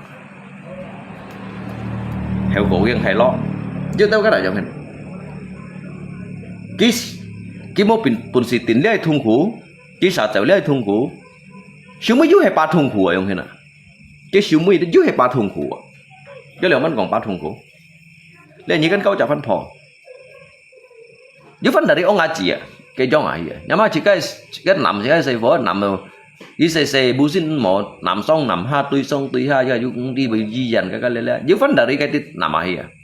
cái misalnya cái là chỉ cái bị sisip sale hả sisip sale nè trong chỉ cái xe phố misalnya hay còn mấy pun chỉ cái hắn juga kita sang chung hà nhung hả vậy chỉ cái xe phố nhị ship lăng sale đều nhung nhị sisip sale như phân câu cái trả phân phó dùng trả xe phố dùng trả xe phố gì tôi misalnya xe phố sale nè jika kan ship sale đâu ship sale gì jika mang còn có hiểu cho à đi bởi vì xin này phiền mồi không à cái xe phố cái câu hiểu tả lý nhỉ hả cái câu hiểu tả lý nhỉ kalau hay còn như câu đòi lý lia phân phô ghi hắn hiểu thùng nổi nhí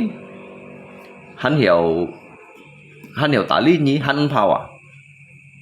mấy nhà đồ nhí già cái sợi tổ cái sợi phô ba đó nó cái nhật cặp nhau bùi chờ phù hà bùi chờ chuẩn cái cảm bung hìa nhưng mà chi những cái cost đấy à con của nhé có sợi ngổ xí xí hả nhiều hàng á tôi phải hết đó xí áo khác cho nên nhé tận xí áo cái nhé tận xí áo món à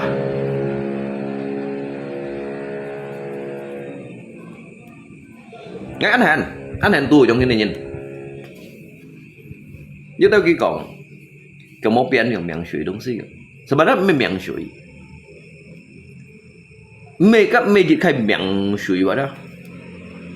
nhìn thật chỉ xí à nhìn thật chỉ xí tủ lượng ông thầy à cái tủ lượng ông thầy nhìn thật chỉ xí à mai đồng xí ở giang một chiếu cho tao mấy xu vậy mai đồng xí ở giang một chiếu mấy xu cái chỉ truy khen này lâu ngã pen nhiều dùng là ngã pen nhiều sẽ dùng hiện mà giờ đi du dịch như thế đó du dịch nhiệt ba tông cho à chả hề nhìn không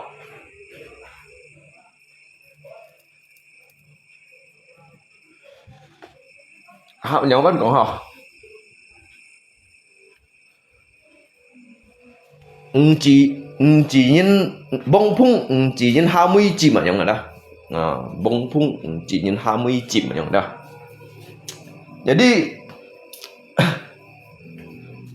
jadi du dịch như thế đó sao như sống xin môn à du dịch những cái câu liệu nhé cái câu liệu nhé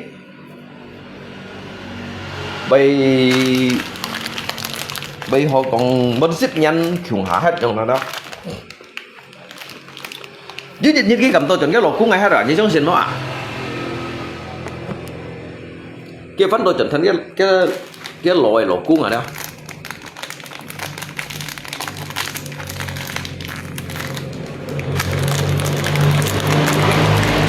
bông phun chỉ nhìn 20 chim mà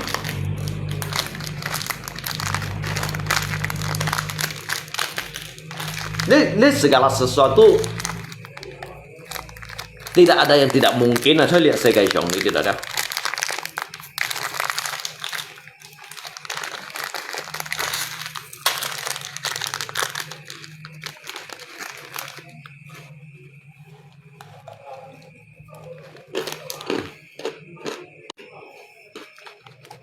Như tao gắn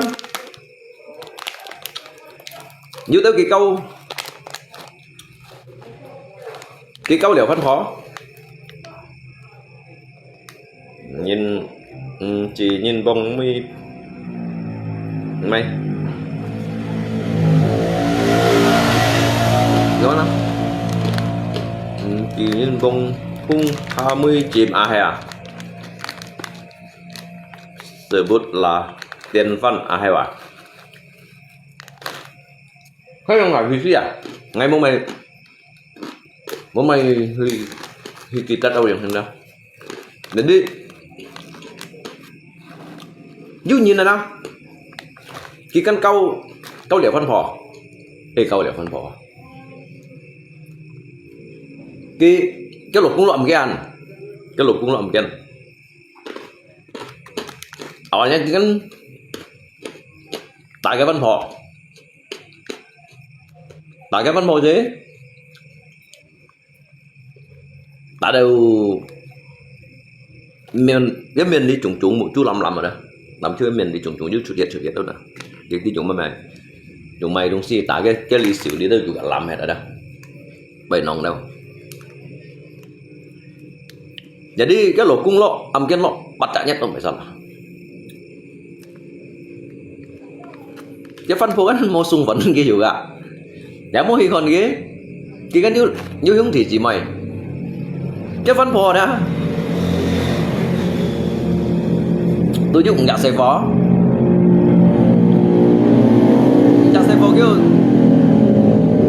kêu tập trận quân kia pakai mejong à Linh đã xây vô cái tập trận muốn cái pakai mejong à vậy sao là sama mày dọn lại đó. Jadi itu kan kau kalau kung ah, kau kalau kung lihat fosi juga he nyong kong lah, ya he mau main phun min tentang lihat dunia itu sih nah, jadi chỉ cái ăn họ đâu juga ha, nggak chỉ ăn yang kayak, cho gitu cái ăn họ walaupun janda itu toh ha. Gitu cái chỗ mày câu cái câu ở đây à câu ở đây gì nếu vô ba cái còn cái lỗ cũng xỉa đâu mang đi cái lỗ cũng lọm cái lọm bạch nhất là nhà hiểu sang chỉ cần yêu lui nhìn nhóm na như còn theo nhóm xỉn bạn theo lui tôi muốn kiến đồ hành dư là nhưng là mấy còn ăn tô lui nhìn là nên biểu khi gắn chỉ dùng lấy cái ba hè chọn ha bún kỳ trổ theo lùi lui dù cả diêu trổ khơi chấp vô điểm mà không là đó chỉ cái câu gì đó sự kiện đó sẽ sự kiện đó yêu xỉn chả nhất xỉn bạn theo chiêu à xỉn bạn theo à chiêu à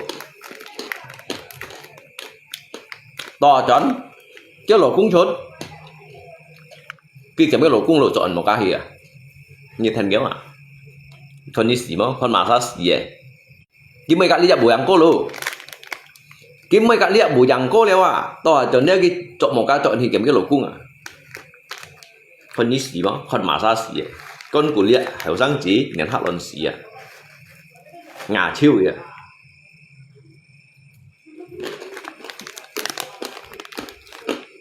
ini dunia sandiwara ini hoco kawai bang.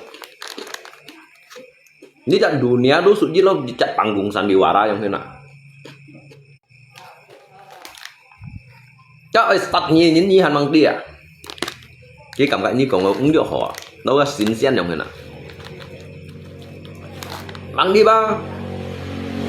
Cái cảm khai về nhét dạng ấy à, cái cảm chẳng như xít vào nè. Xít đều phần cái ba muốn như xít xen thầu mà. Xưa xen thầu muốn như sẽ xen cổ mà vậy tại vì nhật con tặng này lâu đâu à mà nếu cái kia sạch như dính vô hành đi như mình nói cái xịn hồ rồi hả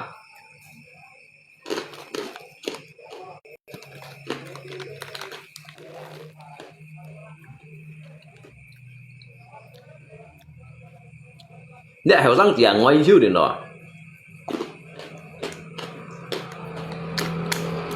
cái gì cậu chọc to từ kia cái theo nhất một gì bao nhiêu chọn nội lấy 5 chỉ như đó tùy một buồn xịt tiền này đó thế lý trạng của đạn tùy nắn còi nhưng mà còn iman này sang sẽ anh tôi nhìn còn iman đã biết tidak mengerti tentang iman này sang sẽ nếu iman này nhìn bao cái buồn xịt còi lên sang sẽ họ tôi nhìn ba nhiệt trên chả ba sẽ ở thụt ba thế nhưng chờ trên anh ta đã chạy yang lượng chạy yang cột tại đây chạy đâu trên phụ cột tại đó lẽ nó có phong tí đó này quỷ gì đúng gì xong cái có phong tía giặt đồ này quỷ gì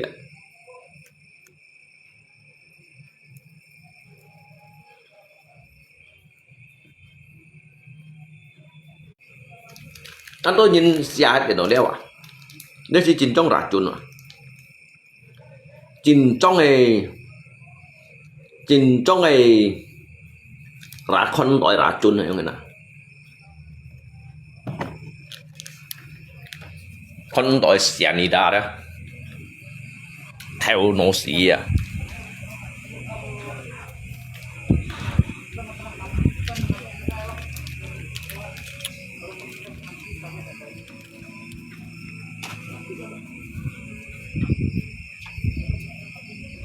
botak baja hitam apa kabar?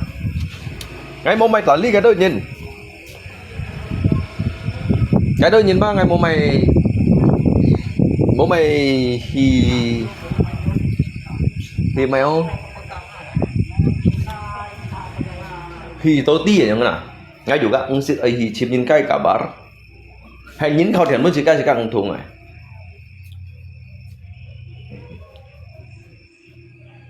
Bilang saya kah Batman ngày mana cầm còn nhị mày mẻng mà ngay à ai mana cầm còn nhị à khéo mày mẻng mà mày gấp mày mẻng này như nào đó chân cầm còn nhị à ngay cầm còn nhị khéo ngay chỗ còn gấp bé em ngồi à ngay chỗ còn gấp bà bình sa còn gấp pin à còn gấp polisi theo à còn gấp Pak Sigit goyang à các bác sang ngày thải bờ đã theo Pak Sigit ở đó ngay chỗ còn ghi goyang à ngay cầm con nhà khéo ngay mây miệng mà nếu các ngay còn như vậy à bà bề đà nhá ngay kiểu cái cả tay đây còn ngay chẳng mà lâu chỉ sạch mà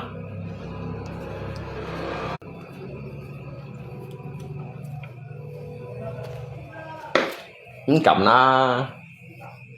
cái nhìn ngã khéo coi đông xí hay cầm còn như hay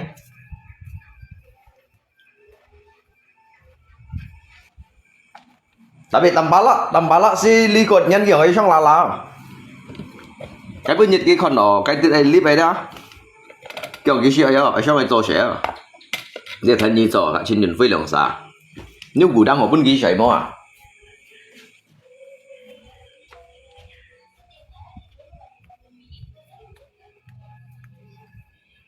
mỗi tầm bà lá cả亲人费nhiều họ tài trong lại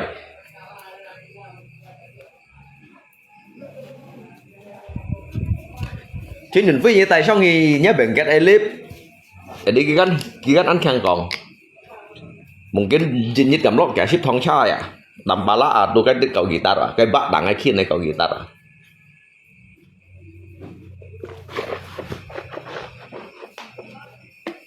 hay cái lượng giá như tại sao ngay vẫn trên cách nhất thải lưới xiông à nhất thải lưới xiông à sao nhỉ nhất sẽ sắm cho nè khi các bạn FB chìm lui đâu selain nya bengkel kau gitar selain cái clip itu bạn FB chìm lui đâu à bác sĩ nya lui xong một cậu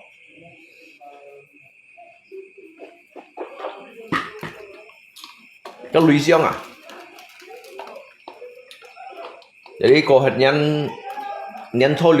số liệu hầm tầm bạ xong hầm tầm bạ xong thì guitar bàn trong nhân juga kan gudang ada ke gudang pun lihat leo jadi kak đeo am tu khusus ham ghi nhá bèn cái đấy cho này clip cái chọn mở YouTube à các là khi chăm đâu thân guitar như lọ luiกันอยู่pun đâu siapkan sofa buat tidur cái đấy ăn tốt thông cha cái một ca chỉnh to cái cha đuổi谁没有cái cha đuổi rồi谁 Honda Jazz à cái mày Malaysia cha Pajero à Katana cái đấy cái tên nó hỏi tên mấy sofa cái bộ cái tên giúp của họ hả tầm bao lá cái trên nhìn phi xa cái sợi thông không giúp Honda Jazz đó à trên nhìn phi sợi cái Honda Jazz với Honda Jazz rồi mà tụi mình mỗi ai bên cái sống tạo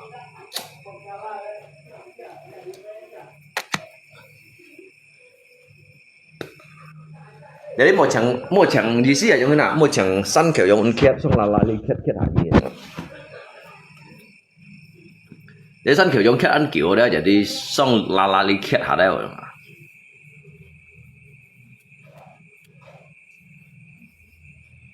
jadi thân akyong à nhất cũng chân chít bằng chân à cái đấy cuman giờ hà chọn giờ ở số chẳng ấy cái lù ở số chẳng ấy cái giờ hà số uốn sang gạo lấy đồ nè số lù à thì xin mày yêu xa giống đó nhiệt nhiệt cung chen chít bằng chen mày kí số bả kí số cái lùa nhiệt nhiệt chít bằng chen cái bằng mình xả đi dịch hà so de un sanggau le don ya suruh tampala sama cinjun fiti dordi liong thin ya una cái tít mèo cái cung si sát này liong thin này đi ra mấy đâu mun mèo ngày nay bùi bùi chiêu cái căn mấy cái mun mấy lọ lèo hả cái tít lý hay cái tít mới cho bệnh cái tít cung si sát này tuổi cái si miếng mấy họ để sao cái thị gắn yêu cái thị cái tít gắn yêu sang si miếng những cái si miếng này tuổi hết gì cái tít gắn bẻ sa yêu nhìn cái hi khó này còn yêu nhìn tuổi cái những cái thị chó á để sao